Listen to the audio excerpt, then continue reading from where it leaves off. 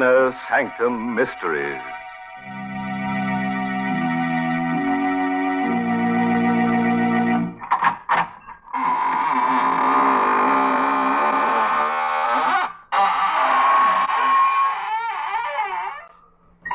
Good evening, friends. This is your host of the Inner Sanctum, welcoming you to another half hour of mystery and terror, guaranteed to take 10 years off your life. Don't just stand there. Come on in. We've been fixing up the place, making it more homey. Yes, you see that beam over there with the rope hanging down? You just stand on the table, put your head through the noose, and, that's right. It's for the convenience of anyone who feels like hanging around after the broadcast. And now, friends, tell me, do you like holidays?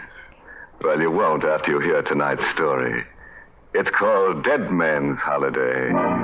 And it's an original radio play by that cryptic mystic, Robert Sloan. Yes, and our star tonight is Myron McCormick, who plays the role of Eric. Not far from the waterfront, in a gloomy shack where death hovers near, a man stirs uneasily on a blood-stained cot. As he struggles for the last breaths of life, his tortured mind forces words to his lips. They don't have to tell me. I know I can't live more than a little while longer. And I don't want to live. I want this nightmare to end, as it should have ended long before that day I was hurt on the train. I remember it so clearly. Sitting in the coach, looking out the window, and then suddenly the train shuddered to a violent stop. The jolt lifted me clear out of my seat and threw me against the glass window, which broke as I hit it. For a moment, I was stunned. But in the back of my mind, I could hear the conductor quieting the passage. All right, please, it's all right, I tell you. Nothing serious has happened. We struck an empty car on the grade crossing. The engineer had a jam on the brakes. Is there anybody hurt? Anybody need a doctor around here? Are you all right? The conductor was coming down the aisle, questioning passengers, looking them over. My head was clear now. And immediately I thought of my wife, in the seat next to mine. I turned to see if she'd been injured. But there, in the seat which she had occupied, was a man I'd never seen before. He spoke to me. You all right? Yes, I was shaken up a bit, but I'm all right now. You've got a nasty cut on your lip. I guess it was the glass. Will you excuse me, please? What's the matter? My wife. I'm looking for my wife. She was sitting right next to me. Eleanor? Eleanor, where are you? What's wrong, sir? My wife. She's gone, conductor. She's gone. All right, no, don't get excited. She was sitting right next to me, right where this man is sitting now. You must be mistaken. What? There wasn't any woman sitting next to you. What are you trying to tell me? My wife was sitting in that seat. All right, sir. If she's on the train, we'll find her. Now, in the meantime, you'd better come with me and have that lip of yours attended. Not until I find out what's happened. Nothing's happened, mister. You're just a little dazed, that's all. Your wife isn't on this train. That's a lie. Why would I want to lie to you? I don't know what your reason is, but you're trying to hide something from me. I'm willing to swear you boarded this train alone. How do you know that? Because I've been sitting next to you ever since you got on.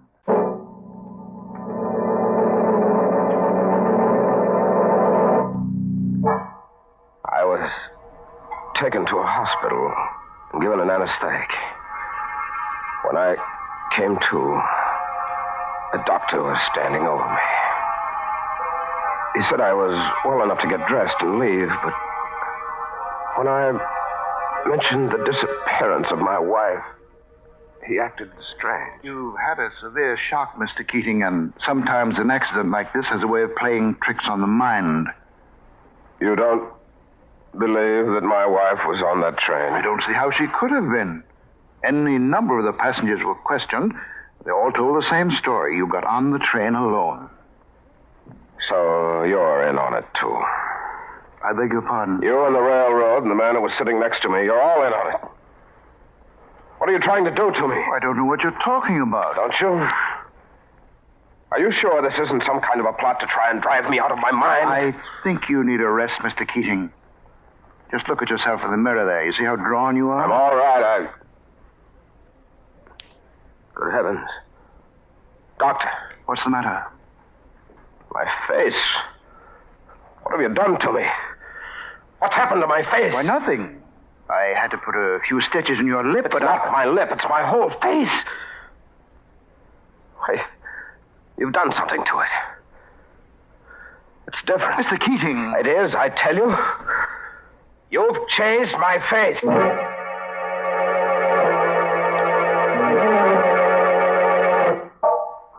The next morning, I went straight to my house on Pine Street.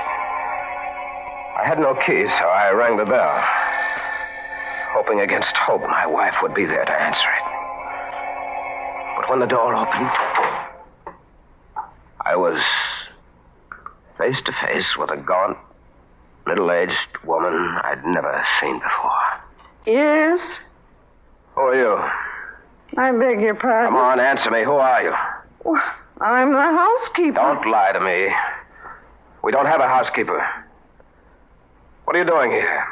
I don't see why I should answer your question. You'd better answer them. I'm Mr. Keating. Who? Mr. Keating, I live here.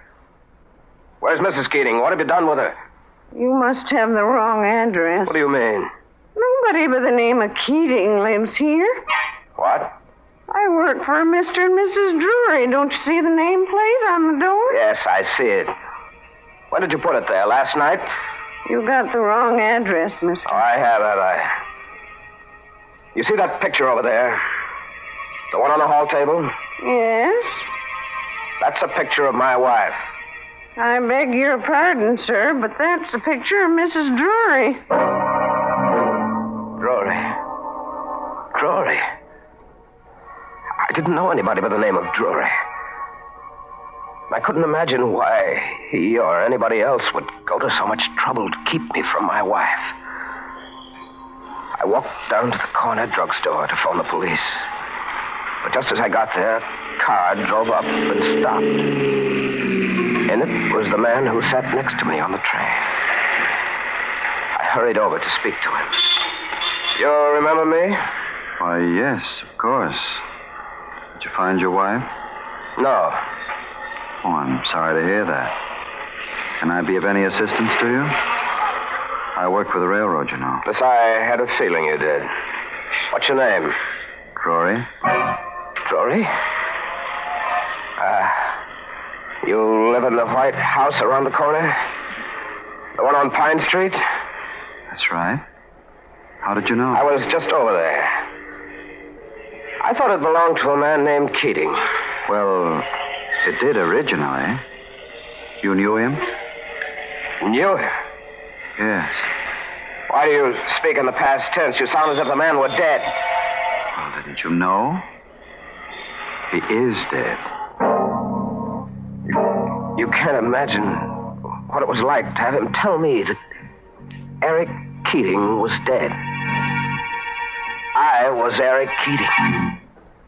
I hurried away from him, kept walking toward the center of town. But it wasn't long before I realized that I was being followed by a man in a gray hat. I waited until he caught up with me. Then, as he started to pass, I stopped him purposely to get a good look at his face. Excuse me. Yes? Can I trouble you for a match? Certainly. Thanks. Thanks. Wait a minute. Why are you following me? Who says I am? It's pretty obvious. Now, you'd better tell me what your game is, or I'll call a cop. That wouldn't do much good, mister. I'm on the force. What? Plainclothesman. Connors is the name. Well, I don't understand. Why are you watching me? That's my business, watching people. Your face looked kind of familiar to me. What's your name? Eric Keating. Try again, mister. You better tell me the truth this time. I am telling you the truth. Why don't you believe me? Because I happen to know where Eric Keating is right now. I saw his grave just the other day. His grave? Yes. He's buried in the same cemetery as my sister. Been buried for 6 years. I had a feeling that Connors was lying. When he let me go a moment later, without proving my identity, I could have sworn he wasn't a detective. But I had to make sure. I had to catch him in a lie. I took a bus out to the cemetery. It was dark by the time I got there. But I had a flashlight, and with it, I saw the very thing I hoped I wouldn't find. A tombstone with my name on it. The shock was like a blinding light in the darkness, and for a moment I lost my senses. Insanely, I dug into the earth with a piece of sharp stone, determined to see the empty coffin or the bones of the man who had been buried in my place. What you doing, mister? Connors. You better come with me, mister. Why, what's wrong? What have I done? Killed a man, maybe? What? Here. Look at this police circular. Wanted for murder. That's right. The picture underneath those words is yours or your twin brother's. No, I'm not this man. I may look like his picture, but I'm not the man. Your fingerprints will settle that. We've got his on the circular. Now we've got to get yours. Any objections? Yeah. I won't go with you. Don't you? Hold it.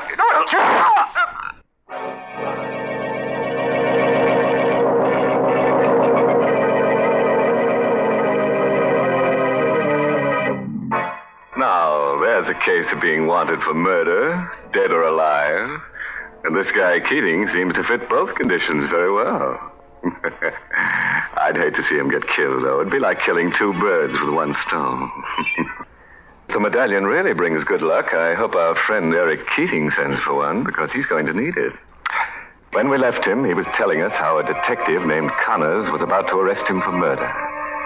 Eric resisted, and they struggled at the cemetery. Connors fired a shot. A bullet went through my left arm before I could reach Connors with the stone I had in my hand. I pounded it against his temple, and he dropped to the ground, unconscious. Then I ran as fast as I could, holding one arm with the other, losing blood all the time. Somehow, I got away. I was exhausted by the time I staggered into the doctor's. Well, I guess you'll be all right now, Mr. Keating. Thank you, Doctor. Tell me, how did you happen to get this wound? I was carrying a jar, and I fell. Oh, you'd better not lie to me, Mr. Keating. The bullet was still in your arm. Who shot you? I don't know his name. Well, it would help a great deal if you did. I have to report this, you know. So you'd better tell me the truth. I will in a moment, Doctor, but first I'd like to ask you a favor. What is it? Do you know anything about fingerprints? No, not a great deal. Well, you must know something. Here, take a look at the ones on the circular. Hmm? Why is the circular torn in half? Never mind about that. Just look at the fingerprints. Mm-hmm. Now, look at the ones on my hand. Yeah? Would you say they belong to the same man? Unquestionably. Of course, I'm not an expert. No, neither am I. But I can see that those are my fingerprints, all right. Somebody's done a perfect job of framing me. Either that, or I'm a murderer. Mr. Keating, suppose I just report my work to the police and let it go at that. I can't let it go at that. Don't you understand? I've been framed every possible way. And if I let it go, I'll be sent to the chair. No, not if you're innocent. I can't take the chance. Well, I'm very much afraid you'll have to. I reached for the paperweight on his desk. I crept a little closer. And then... Keating, put that down! I struck him hard on the side of the head. His body dropped to the floor, and I bent over him. My heart was pounding against my chest. Something in the back of my mind kept driving me on. A voice kept saying, kill him. You're a murderer. Kill him. I don't know why, but I struck him again. And again. And again. Until his lifeless body choked out its last breath. And then I knew I was a murderer. I hurried away in the darkness, took a bus to a neighboring town. I hired a room in a boarding house. I stayed there 3 days, hiding, not going out on the street. Then, on the 4th day, the landlady paid me a visit. You'll have to get out of here. I can't take a chance of having you around anymore, killing that doctor. Weren't you in enough trouble already? Shut up, I gotta think. You gotta get out of here. They'll be searching this place before you know it. Why? Because you were here before. I never should have let you come back. Come back. Now get your coat and beat it. Where'll I go? Take it easy. I never let anybody down yet. Here, this is the address of a shack I own over near the waterfront. You can hide out there for a while. Any food in that shack? Never mind about that. I'll get in touch with Ruth and tell her where you are. Ruth? Yes, go on now. Get out of here before it's too late.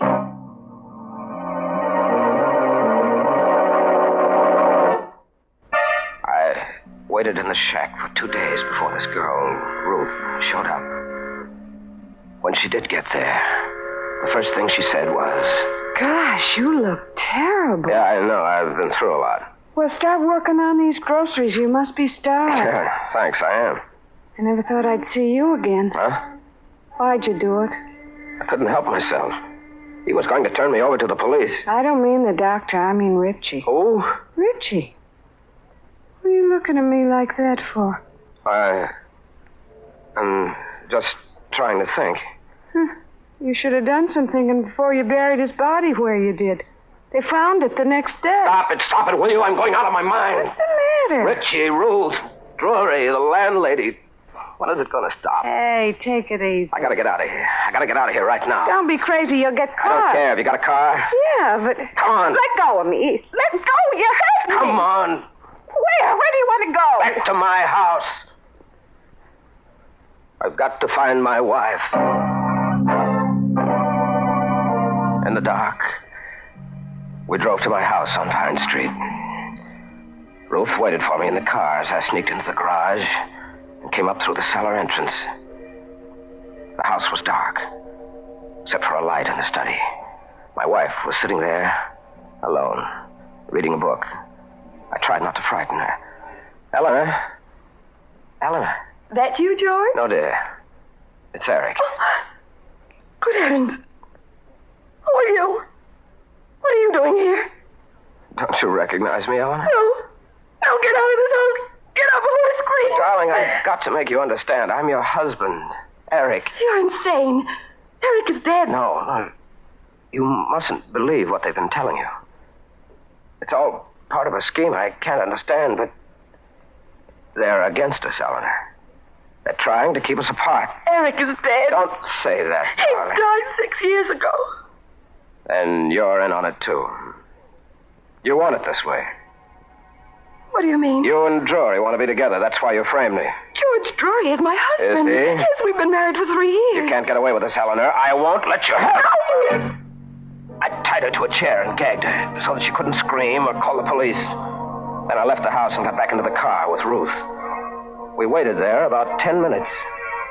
And then I saw the man I'd been waiting for. George Drury. He was walking down the far side of the street on the sidewalk. And I knew he'd have to cross over to get to the house. So I started the car. What are you doing? Getting ready. He's got to cross the street. He's got to. What are you going to do? Run him over. No. Let go of me, you fool. I'm crossing now. No. Shut up. No. I'll hurt you in cold blood. Where are you going? To pick up the body. Stay where you are. I'll be back in a second.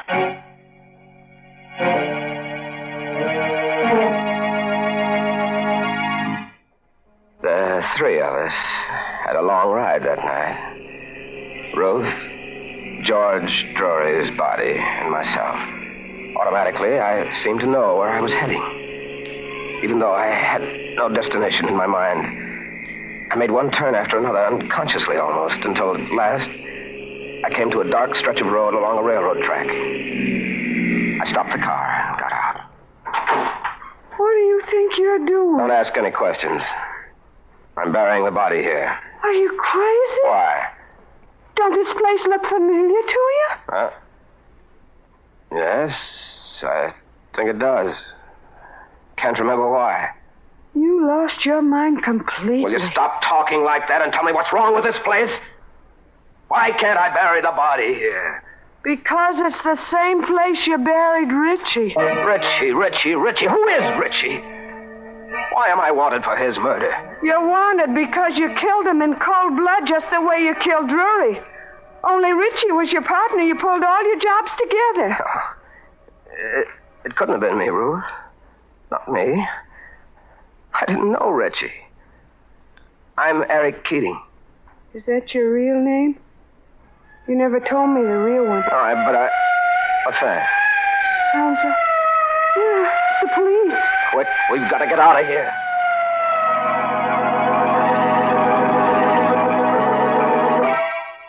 We left Drury's body near the railroad track and drove back to the hideout on the waterfront, where Ruth had met me earlier in the evening.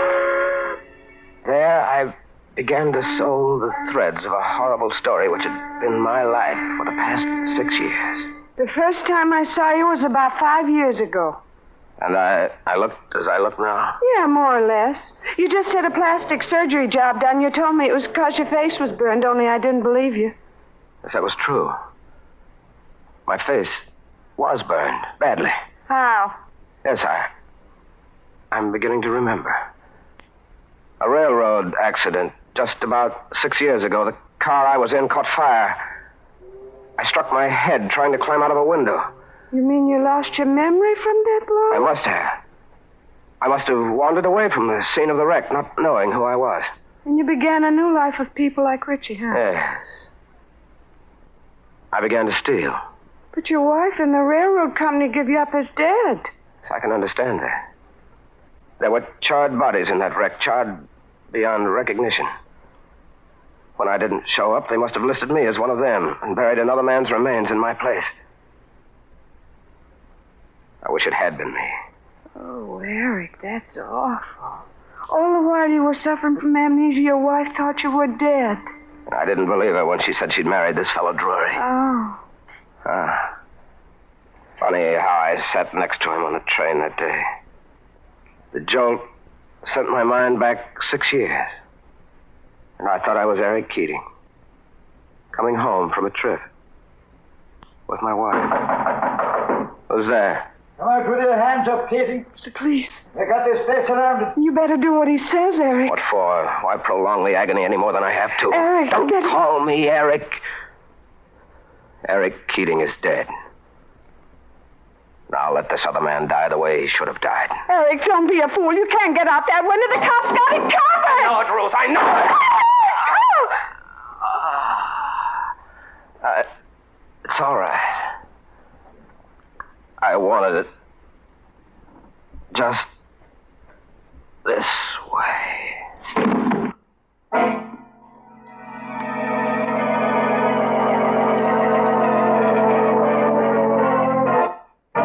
Well, they finally got him. And this time they'll give him a grave he can call his own. I just hope he stays put this time instead of wandering as a ghost. A guy like that might not remember where he was buried.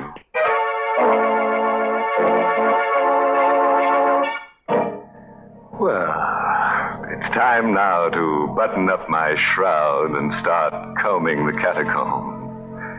If you insist on a moral for tonight's story, try this. The evil that men do doesn't always live after them.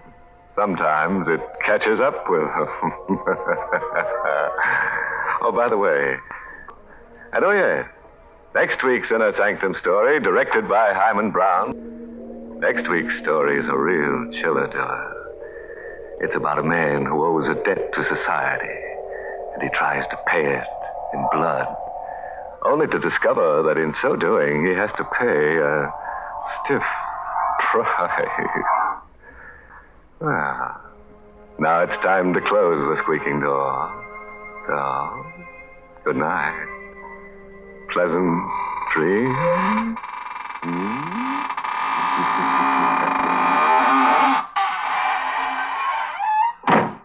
This is CBS, the Columbia Broadcasting System.